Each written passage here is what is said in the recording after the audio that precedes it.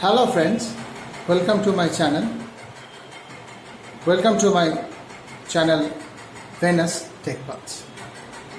Today our first video is on how to count number of vowels in a given string using Python. First, in the first line of the program, input underscore str is equal to input enter string get input from user. Now I have to declare the vowels. That there is a variable called vow, VOW is equal to, I have declared in the small case and in the capital case, defining the vowel. In the third line, count is equal to 0, initialize a counter. For char in input string,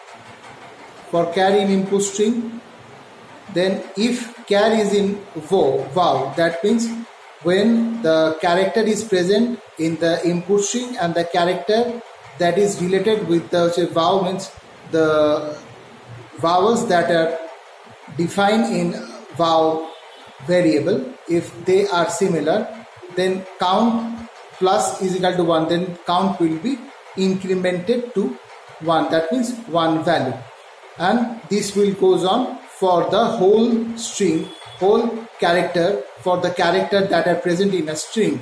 Okay, the character that are present in a string, for each character it will see that whether it is a vowel or not, and at last print number of vowels, count the number of vowels and display the result.